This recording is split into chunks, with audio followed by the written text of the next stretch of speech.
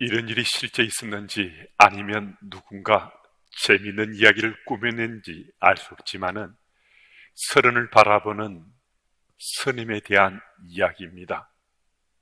아마 여러분들 가운데도 이 이야기를 아시는 분이 계실 수도 있습니다. 어느 날 스님이 목욕탕에 갔다고 합니다. 혼자 사는 스님이 오랜만에 목욕탕에 갔었는데 등을 밀어줄 사람이 없는 겁니다. 이 당시만 해도 중고생은 머리를 빡빡 밀었습니다. 마침 중학생 한 명이 보여져서 스님이 그 학생에게 이렇게 말했습니다.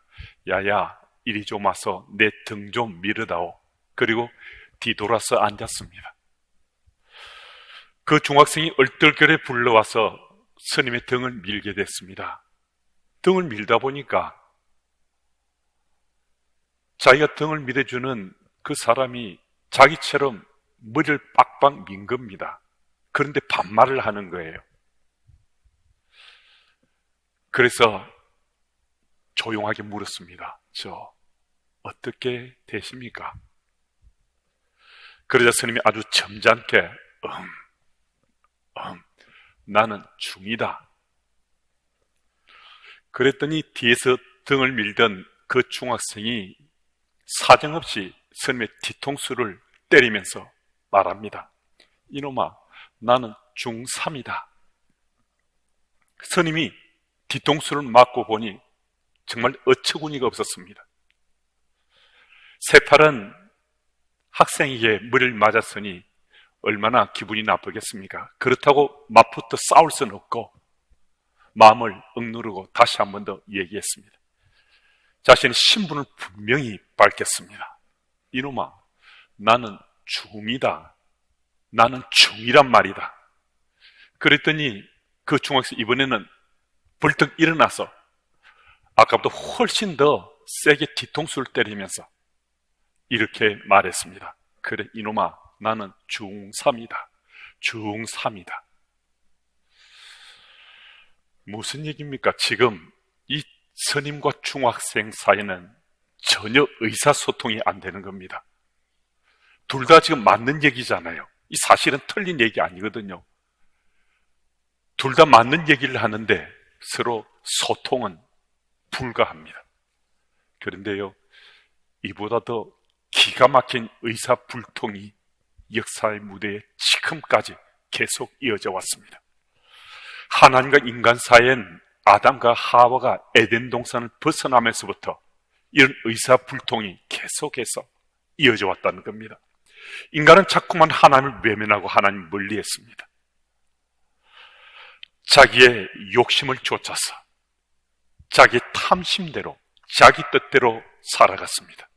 반면에 하나님께서는 인간에 대한 하나님 마음을 계속해서 밝히시면서 사랑한다고, 정말 너희를 사랑한다고 돌아오라고 계속 말씀 주시는데 인간들이 듣지 않습니다.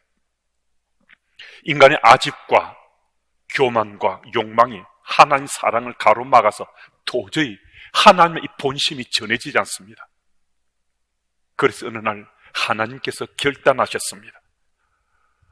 어떤 결단을 내리셨는가? 하나님께서 이 땅에 직접 내려오시고자 인간의 육신을 입고자 했습니다. 그래서 하나님의 독생자이신 예수께서 이 땅에 오시게 됐습니다. 그렇다면 예수께서 이 땅에 오신 목적은 과연 무엇이겠습니까? 우리와 소통하시려고요. 인간과 의사소통을 하시려고 예수께서 이 땅에 오셨습니다. 하나님께서 아무리 말씀을 전해도 또 이런저런 사인을 보내주셔도 인간들이 도저히 깨닫지를 못하는 거예요. 제멋대로 행동하고 자신의 욕망을 쫓아 삶을 탕진하고 낭비하면서 사니까 하나님께 직접 사람이 되셔서 이 땅에 오시게 된 겁니다. 그래서 사람으로 오신 하나님을 보고서 의사소통이 되면 그들이 살리라, 인간이 생명을 얻으리라, 그들이 구원받으리라. 독생자 예수께서 이 땅에 오신 바로 그 목적이었습니다. 그래서 오늘 본문의 베드로의 첫 번째 설교의 핵심은 무엇이란 말인가? 예수 이름입니다. 21절 말씀은 이렇게 기록되어 있습니다. 누구든지 예수 이름을 부르는 자는 구원을 얻으리로다. 베드로의 첫 번째 설교의 핵심이 왜 예수 이름이 설교의 핵심 메시지인가? 22절 말씀은 우리 한번 같이 읽겠습니다. 이스라엘 사람들아, 이 말을 들으라. 너희도 아는 바와 같이 하나님께서 나사렛 예수로 큰 권능과 기사와 표적을 너희 가운데서 베푸사 너희 앞에서 그를 증언하셨느니라. 아멘. 베드로는 수많은 무리 앞에서 이 말씀을 담대하게 외쳤습니다. 예수께서 병자를 고치시고 오병이의 기적을 베푸시고 바다를 잠잠게 하시고 심지어는 죽은 자를 살리시기도 하셨는데요, 나흘이나 무덤에 묻혀있던 시신까지도 이렇게 살리셨다는 거예요. 이런 권능과 기적과 표적을 베푸셨다는 겁니다. 여러분, 베드로는 이 말씀을 통해서 무엇인가를 지금 증언하길 원했습니다. 베드로가 증언하길 원했던 것은 과연 무엇인가? 예수님이 하나님 아들 되심을 증언하고 싶었습니다. 베드로는 예수님 비록 땅에 사람을 오셨지만 예수님은 하나님의 아들이시라는 이 사실 자기에게 믿어졌어요. 인간의 육신을 입고 왔는데 베드로 자신에게 예수님은 하나님의 아들이시더란 거예요. 그 하나님의 아들 되신 예수님을 자신의 전 존재로 체험하고 나서 이거 전하지 않고는 견딜 수 없었던 거예요. 이 전하고 싶어서 어찌할 바를 모르는 거예요. 예수님은 하나님의 아들이시라고. 여러분, 오늘 여러분과 제 삶 속에 예수님이 그리스도로 고백되십니까? 예수님이 하나님의 아들로 확신 가운데 믿어지십니까? 이 사실이 우리에게 믿어지면요, 여러분과 저는 정말 복 있는 사람입니다. 빅쇼라는 프로그램이 한창 인기를 끌을 때가 있었습니다. 100분간을 자신의 무대로 꾸미는 대형 프로그램인데 연예인들의 바로 꿈이었습니다.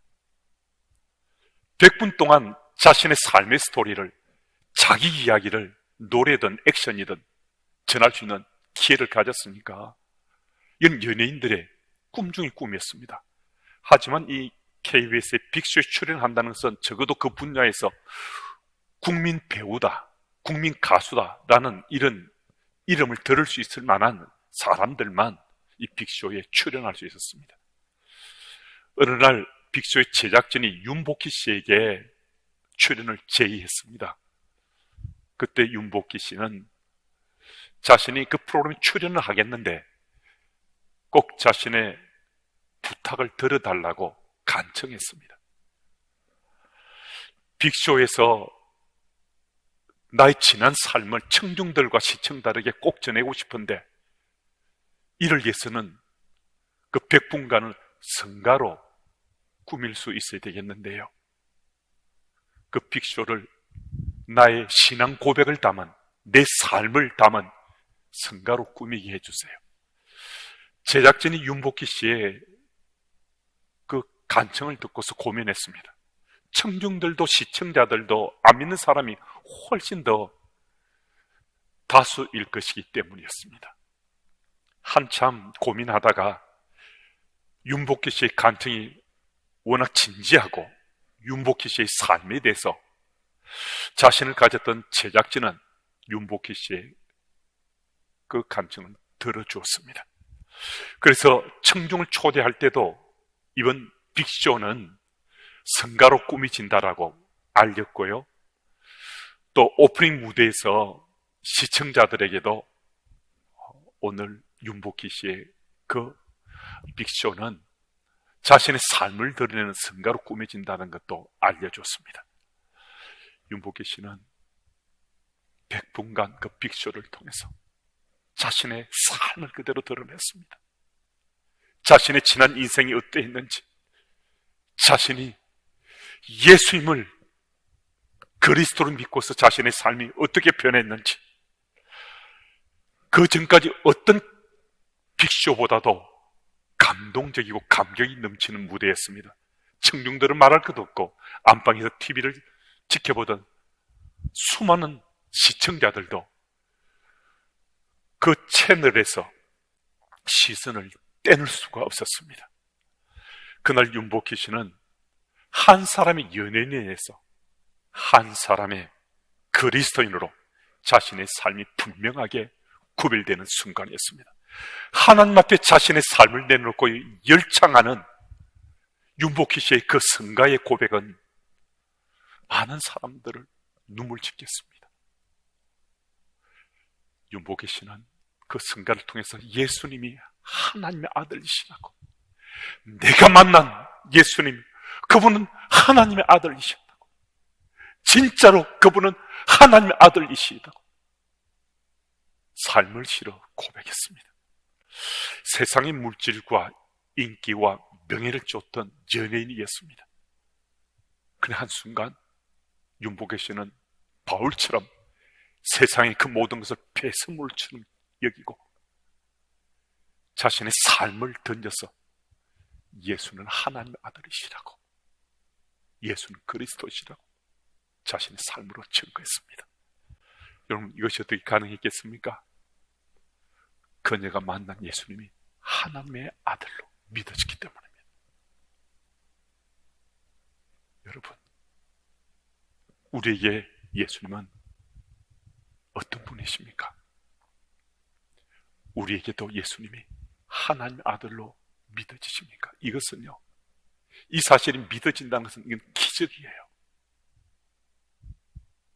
하나님의 아들이 이 땅에 오셔서 나를 위해 십자가에 펴려 죽으셨다는 이 사실이 어떻게 믿어지겠어요?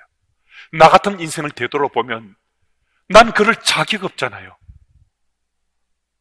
난 그런 인생의 삶을 살지 못했잖아요. 그런데 하나님의 아들이 이 땅에 오셔서 나를 위해 십자가에 펴려 죽으셨대요. 근데 그분이 나를 위해 죽으신 것이 내게 믿어지는 거예요. 정말 믿어지는 거예요. 예수님이 하나님의 아들이라는 이 사실이 우리에게 믿어지는 거예요. 사순절 첫 번째 주일을 맞습니다. 오늘 우리들에게 다시 한 번 더 예수님이 하나님의 아들로 고백될 수 있어야 됩니다. 우리 주변의 시선 의식하지 마시고 엄마 아빠와 아들, 딸이 함께하고 있다면 함께 우리 고백하십시다. 예수님은 하나님의 아들이시라고, 예수님은 하나님의 아들이시라고 우리 함께 고백하십시다. 혹은 엄마 홀로, 혹은 혼자 가정을 꾸리고 있거나 할아버지, 할머니와 손주들이 함께하고 있다면 우리들도 함께 예수는 그리스도시라고, 예수는 하나님의 아들이시라고 우리 서로 고백하십시다. 다시 한 번 더 묻고 싶습니다. 예수님은 여러분의 그리스도십니까? 예수님은 하나님의 아들로 확신 가운데 믿어지십니까? 우리 주님의 교회 가족 모든 분들에게 예수님이 하나님의 아들로 꼭 믿어지시기를 축복합니다. 23절 말씀을 읽습니다. 그가 하나님께서 정하신 뜻과 미리 아신 대로 내준 바 되었거늘 너희가 법 없는 자들의 손을 빌려 못 박아 죽였으나. 베드로는 계속 설교를 이어갑니다. 이번에 베드로는 예수님이 십자가에서 못 박혀 돌아가신 그 이유를 설명합니다. 그런데 정말 놀라운 말씀을 하고 있어요. 정말 충격적인 말씀을 하고 있습니다. 누가 예수님을 죽였다고 말씀하고 있습니까? 누가 예수님을 죽였다는 거죠? 너희가 예수님을 십자가에 못 박아 죽였다고 말씀합니다. 도대체 지금 베드로 무슨 말을 하고 있는가? 우리가 예수님을 죽이다니 무슨 똥단지 같은 말을 하느냐고. 지금 베드로의 설교를 듣고 있는 그 수많은 무리 가운데는 예수님이 십자가에 못 박혀 죽으신 현장을 목격한 이들도 적지 않았을 수 있습니다. 그들은 다 압니다. 로마 병정이 예수님을 십자가에 못 박아 죽였다고. 서기관들과 바리새인들과 유대 종파 지도자들이 괴책을 꾸려서 예수님을 죽였다고. 그들 다 알고 있습니다. 그래서 자신들은 예수님 죽은 거 전혀 상관없다 생각했는데 베드로가 너희가 예수님을 십자가에 못 박아 죽였다고. 너무나 당혹스러운, 정말 받아들일 수 없는 얘기를 하고 있었습니다. 제가 한 번 더 묻습니다. 예수님 누가 죽였습니까? 로마 병정이 죽였습니다. 유대인들이 죽였습니다. 세상 저들이 예수님을 죽였다고, 저들이 예수님을 십자가에 못 박았다고 외치고 있습니다. 그런데 우리는 어떻습니까? 주께서 지금 내 마음의 문을 두드리고 계시지 않습니까? 정말 누가 예수님을 죽였습니까?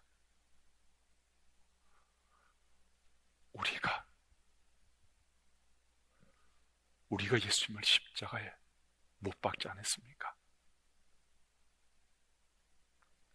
우리가 예수님을 죽였지 않습니까? 제가 예수님을 십자가에 못 박은 것이었습니다. 제가 예수님을 죽인 것이었습니다. 저는 이 사실이 제게 깨침이 됐을 때요, 저는 정말 미칠 것 같았습니다. 저는 정말 미칠 것 같았습니다. 정말 견딜 수 없었습니다. 일전에 이 사실을 한번 말씀드린 적이 있습니다만, 그 당시 저는 정말 맛이 간 것처럼 몇 주간을 울면서 보냈습니다. 그 당시 주님 가신 길 십자가의 길, 녹슨 세계의 목 같은 복음성가를 많이들 불렀는데, 찬양을 하려고 입술만 열면 마치 수도꼭지를 틀어놓은 것처럼 눈물이 쏟구쳐서 견딜 수가 없었습니다. 정말 제게도, 저 같은 허물 많은, 저 같은 인생에게도 예수님이 정말 하나님 아들로 제게 믿어졌습니다. 정말 예수님이 하나님 아들로 제게 믿어지는 거예요. 그래서 십자가란 소리만 들어도 가슴이 무너져 내려앉았습니다. 머리로만 느꼈던 그 깨달음이 가슴까지 내려와서 십자가 은혜, 그 사랑, 제 삶 속에 견딜 수 없을 만큼 절절하게 자기 고백이 되고 체험이 됐습니다. 여러분, 누가 예수님을 십자가에 못 박았습니까? 우리가, 여러분들과 제가 예수님을 십자가에 못 박았습니다. 우리의 욕망, 우리 탐심, 우리 이기심, 우리의 거짓됨, 우리의 시기와 질투, 우리의 교만, 우리의 미움, 바로 우리 속에 있는 우리의 그 모습이 예수님을 십자가에 못 박았습니다. 그런데 십자가에 못 박히신 그분이 누구셨는가? 하나님의 아들이셨습니다. 그분이 하나님의 아들이셨습니다. 그분이 바로 나 때문에 십자가에 못 박혀 죽으시고 나를 위해서 죽음을 깨뜨리고 부활하셨습니다. 십자가 위에서 죽으신 분이 하나님의 아들이셨습니다. 여러분, 왜입니까? 웬 까닭입니까? 왜 예수께서 십자가에서 나를 위해서 죽으셨습니까? 나를 사랑하셨기 때문입니다. 나를 사랑했기 때문입니다. 칼 바르트 교수님이 어느 날 시카고 대학에서 젊은이들을 위해서 신학 특강을 마쳤는데요. 마치고 나자 한 청년이 다가와서 이렇게 간청합니다. 또 질문합니다. 교수님께서 쓰신 책을 여러 번 읽었는데요, 저 참 감동받았습니다. 교수님 해박한 지식에 저는 놀라곤 했습니다. 한평생 저술생활을 하고 가르치고 연구하신 교수님이 깨달은 진리 핵심이 무엇입니까? 한평생 연구하고 깨달은 가장 중요한 진리가 무엇입니까? 제게 좀 말씀해 주십시오. 칼 바르트 교수님은 끌끌 웃으면서 어렸을 때 주일학교 다니면서 불렀던 찬송이라며 한 구절을 외웠습니다. Jesus loves me, Bible says so. 예수 사랑하시면 성경에 쓰였네. 예수님이 나를 사랑하신다는 그 사실이 한평생 내 삶의 핵심이요, 나의 간증이요, 내 삶의 중심이었네 라고 대답해 주었습니다. 여러분, 이 땅을 사는 동안에 우리 생에 문제없는 인생이 어디 있겠습니까? 한 걸음만 옮겨가도 우리가 이런저런 상황과 환경 속에 어려움에 봉착할 수 있습니다. 그런데 하나님께서는 오늘 우리 보고 문제에 매여 살지 않아도 된다고 말씀합니다. Jesus loves me. 주께서 나를 사랑하신다는 이 한 가지 사실, 이것만 똑바로 알고 똑바로 믿으면 문제는 문제되지 않는다고 우리에게 말씀하십니다. 정말 문제가 되지 않는다는 거예요. Jesus loves me. 예수께서 나를 사랑하신다는 거예요. 그것이 바로 문제 해결의 열쇠요, 우리의 생명선이요, 그 모든 문제를 이겨내는 힘과 지혜가 되는 겁니다. 그 예수님 바로 나를 사랑하셔서 우리를 사랑한 십자가에 죽으시고 우리와 의사소통하면서 내가 하나님의 아들 되심을 우리들에게 믿게 하십니다. 사순절 첫 번째 주일 예배를 드리고 있습니다. 그래서 십자가 위에서 죽으신 예수님의 사랑이 더 절절하게 느껴지고 사무치도록 우리 가슴에 와닿습니다. 오늘 특별히 코로나19로 인해서 온라인으로 온 가족들이 함께 가정에서 예배를 드리고 있습니다. 예배당에서 예배를 드리지 못해 우울하기도 하고 불편하기도 하고 슬플 수는 있지만 우리는 오히려 소망을 갖습니다. 올해 표가 가정이 신앙의 주체인데 전혀 생각지 못했던 코로나19로 인해서 우리는 가정에서 할아버지, 할머니, 또 엄마, 아빠와 함께 우리 아이들이 함께 예배를 드립니다. 가정이 신앙의 주체인 것을 알고 있었지만 함께 가정 예배를 드리면서 아이들과 부모님과 함께 이런 나눔을 할 수 있는 기회는 없었는데 이 어려운 현실 속에 하나님께서 우리의 기회를 주십니다. 실제 상황 속에서 엄마, 아빠와 아들, 딸, 할아버지, 할머니와 손주들, 또 혼자 예배드리라도 온라인 우리 모두가 함께 가정이 신앙의 주체됨을 깨닫고 예배의 가치와 그 의미, 소중함을 다시 한 번 더 일깨움받게 됐습니다. 하나님께서는 다시 한 번 더 말씀해 주십니다. 어떤 상황 속에서도 어떤 환경에서도 우리를 사랑하신다고. 주께서 우리에게 너를 사랑해 라고 말씀하시는 그 말씀이 다시 한 번 더 들려지고 일깨움 받는 우리 모두가 되기를 예수 이름으로 축복합니다.